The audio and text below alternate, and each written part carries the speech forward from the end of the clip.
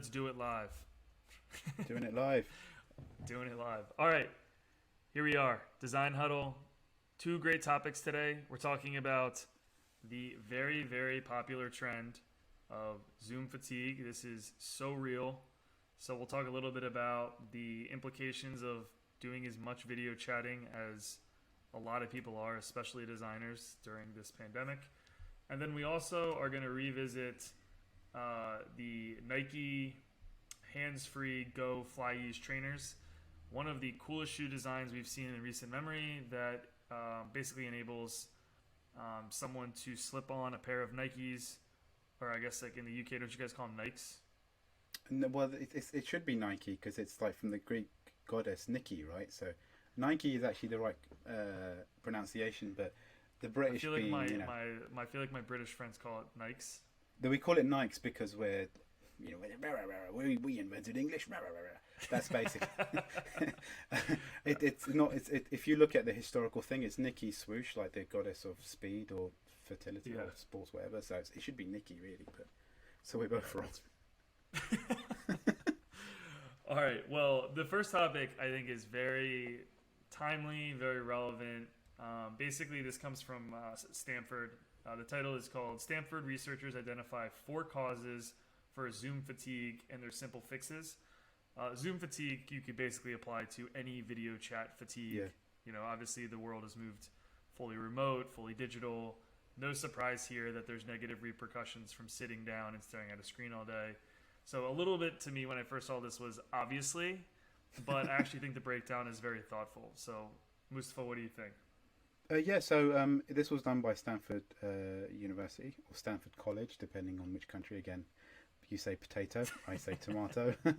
And so they did the study just to figure out what Zoom exhaustion is, or basically video conferencing exhaustion, because people for the last year who've been working from home have talked about being really tired. And there's an element of guilt attributed to that, because like we're working from home and we're like, well, surely we shouldn't be tired, but is this an excuse? Like what's going on here? So they looked to explore what's going on, and they found like 4 reasons as to what this fatigue is causing this. And so like reason number 1, excessive amount of close up eye contact is highly intensive.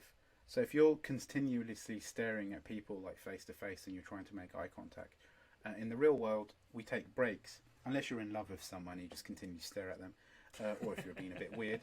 But like in the real world you do like naturally move away and sort of remove that. But if you start moving your eye contact away from the camera, you just think, oh my god, that's really rude. This person is just like looking, oh, this conversation is boring.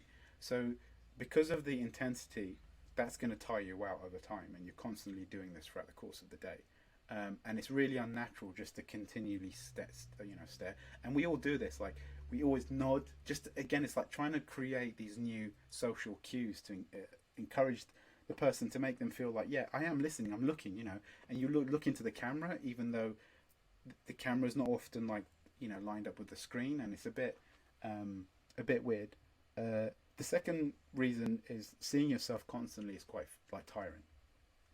And again, I think that comes down to you're becoming really self-conscious about the way you look, about how you're reacting or responding to the person. You may exaggerate. Yeah, imagine staring at a mirror all day, right? Yeah, I do that anyway, but because I'm so vain. But yeah, no, I mean, we all doing this, right? I mean, and that cognitive load is like constantly checking yourself, and making you self-conscious, and at the same time you're trying to concentrate on what's going on in the meeting, which may be some really impactful, important decisions which are being made, and so the overload on the brain is going to be intense naturally. The third thing that they bring up is video chats will reduce your mobility.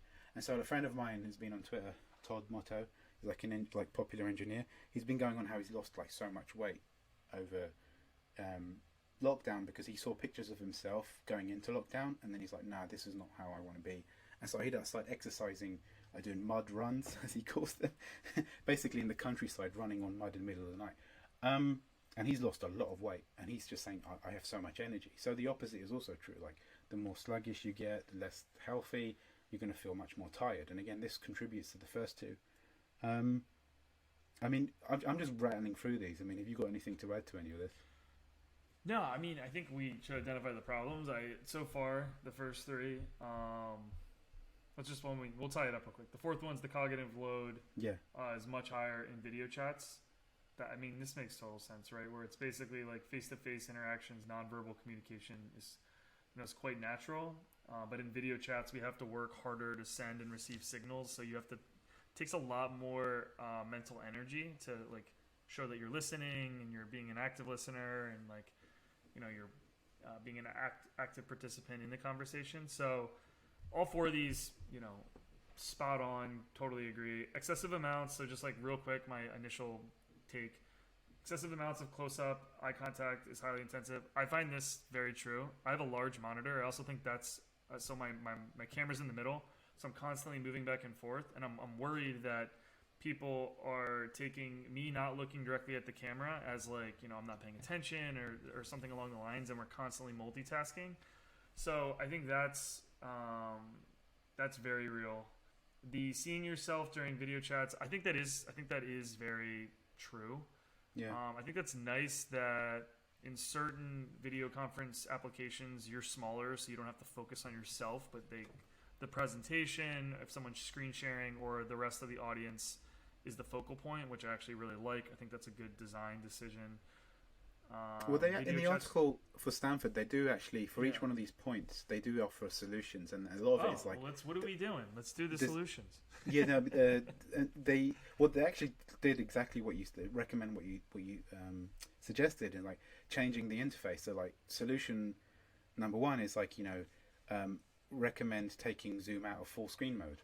So then it's like you're reducing the amount of video screen and then maybe focusing on an activity. I don't think I've ever done. I never do video conferences in full screen.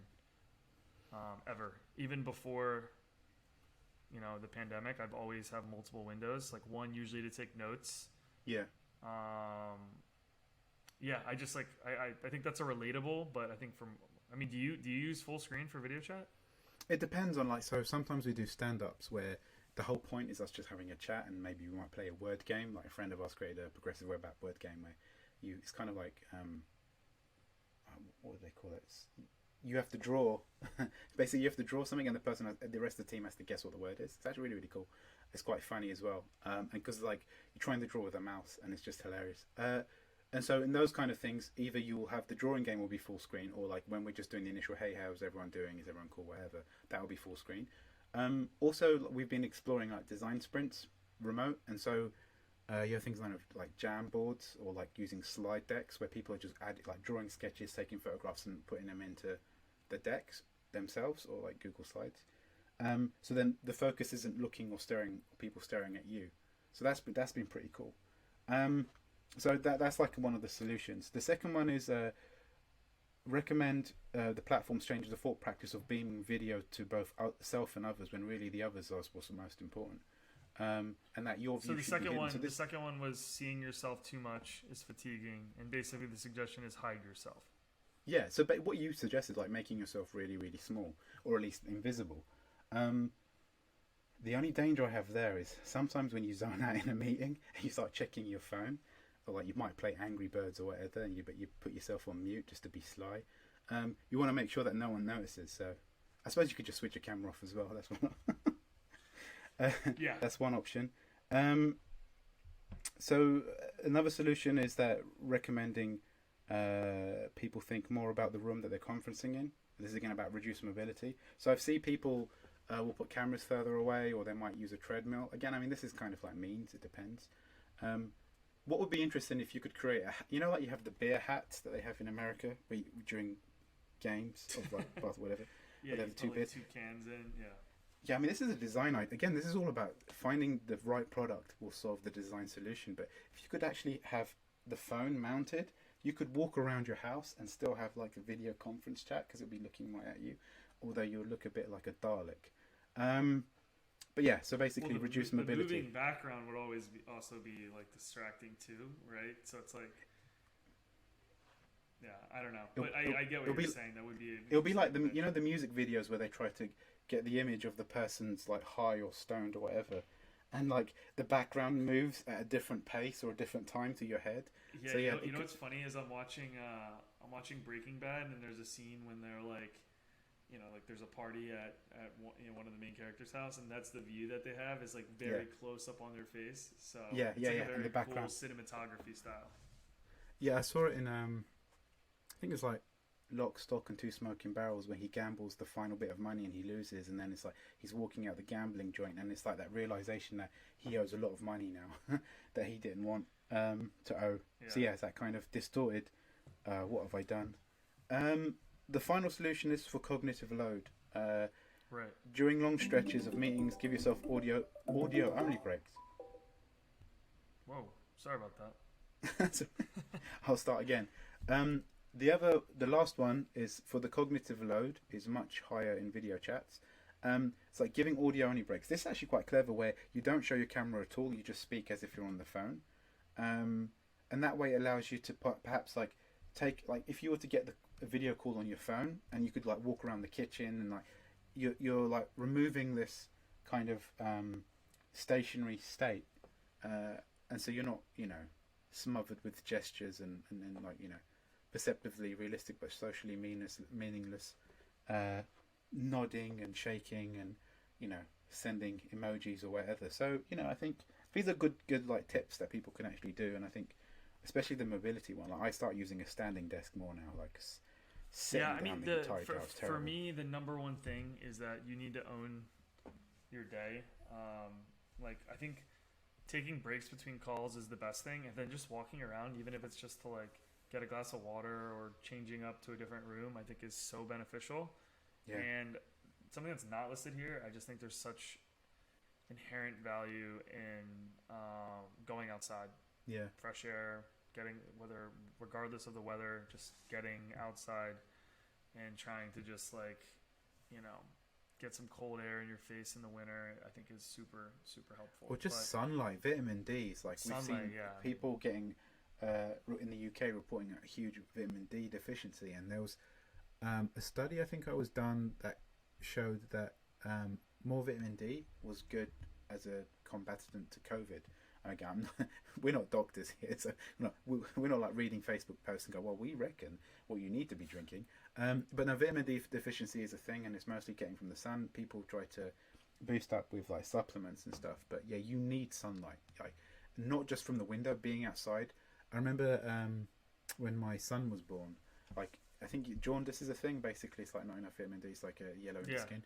And the nurse was like saying, look, even if you're just 15 minutes near the window, just getting direct sunlight actually will help hugely. So I think this is So even if you've got a garden, a balcony, just walking out in the street, just go. If you can get a takeaway cup of tea or coffee, just 5 minutes down the road, walk back and forth. Like you really need it. Yeah, I mean, yeah. So I think these tips are great. I mean, a lot of them might seem obvious, but I think people sharing and kind of acknowledging that there's a problem too is like half the battle. This isn't going anywhere, so I think we live in a world where we're going to be spending more times, spending on video chat.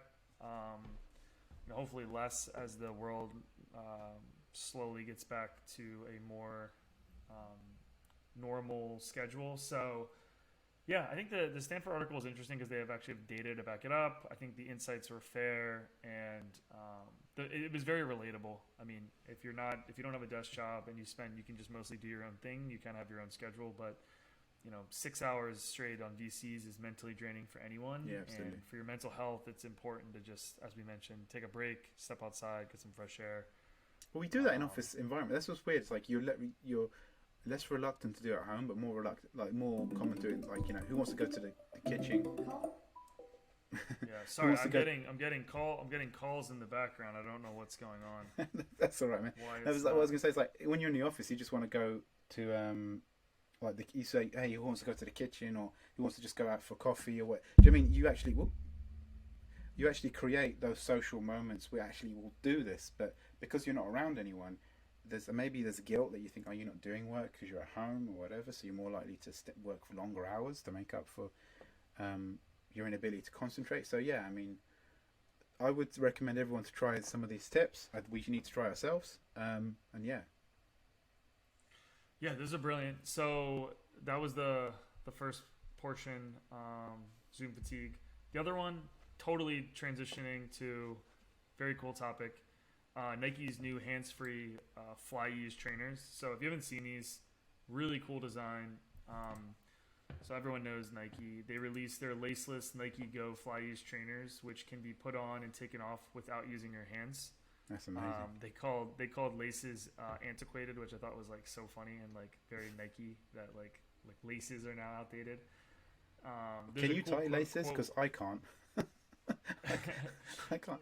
I try. Yeah, so no, it's actually really interesting. So everything was rooted in the design here was rooted in accessibility, which I think is just incredible. So there's a quote here from Nike's design lead. So I'm just gonna read it real quick. Shoes for a long time have been a bit antiquated in the way that we undo laces, then lace them up. This is more of a modern, more elegant way to get in and out of your shoes. It's way easier. You don't even have to think about it. And if you're listening, the shoe basically goes into, think of it like almost like an A shape, or a V, an upside down V, but an A is the best way of thinking about it. You place your foot in similar to like if you're putting your foot into like a high heel, and then you press down. The motion to me, if you've ever been skiing or snowboarding, it's kind of like strapping in your boots. Yeah. That's like the motion that reminds me the most. What it reminded me of is like cool. Back to the Future. Like, those magical trainers that we wanted that self-tying laces. That's what it reminded me of. Yeah, did you know that Nike actually made a version of those? The ones that you can... Really? Yeah, we'll have to do like a recap on it. It's incredible. They're so cool. You hit a button and then like an auto lace. But wow. But the thing is, if the button was in the sole, this design with that, you won't even have to you just put your foot in. It's like... Yeah, that would be cool. So there was one other interesting thing that I wanted to... accessibility. Yeah, I mean, the accessibility thing is huge, right? So if you're, I don't know, there's a lot of different use cases for people that aren't able to tie their shoes. You'd be able to slip in and have these and be able to take them off by just, you ever, after a long day, you don't feel like undoing your shoes, so you just do put your one, the side of your foot on the back heel. You step and on one to the step on one. Well, what do you mean? That's what I do every day. Yeah. Well, if you think about it, the design team was probably like, does anybody else take their shoes off like this? Let's design a shoe to basically, accommodate for everybody else like that. But that's ergonomics, right? You're designing around the people, right, and their actions. It's like, cause I think IKEA did this design where they found, when they tried to make a wireless charging, they thought, where should we put this wireless charger? And they watched, they do a lot of ethnographic studies where they sit in someone's house on a high chair and just watch how people move. And they found that people put their phone next to the bed dresser or little tables that people have in their bedrooms. Yeah. So I thought, make the wireless charger in the little cupboard near people's beds, because that's naturally where people are placing their phone. So again, this is like, you're looking at how people behave and you're customizing the design to suit the patterns rather than forcing people to learn a new pattern. Yeah, I mean, that's... So it's funny, like, very related is that when the Nike design team was thinking about this, the idea was like, when you think about accessibility, you think of it as like anybody universally can use it. Like we think about that all the time for website accessibility, right? How can it be accessible to anyone and everyone? So the team basically went with that mindset. We want an everyday shoe, but it can be used by a broad range of people. So they wanted I guess like the design problem or prompt was, how can we create the most universal shoe ever? So they basically created some personas. Then the design lead mentions that it was for women that were going through pregnancies, to an athlete who doesn't have hands, to a busy mom, to even a lazy husband who doesn't want to walk the dog. So they're literally just typing.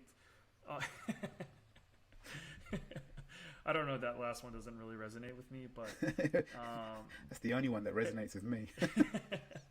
So I love it. Right. Well, another episode in the books. Thanks everyone for joining. If you haven't done yet, go follow us on Instagram and Twitter, and tune in every Monday for new episodes of Design Huddle. Thanks everyone. Peace. Thank you for listening to today's episode of Design Huddle. The opinions expressed are solely our own and do not express the views or opinions of our employer.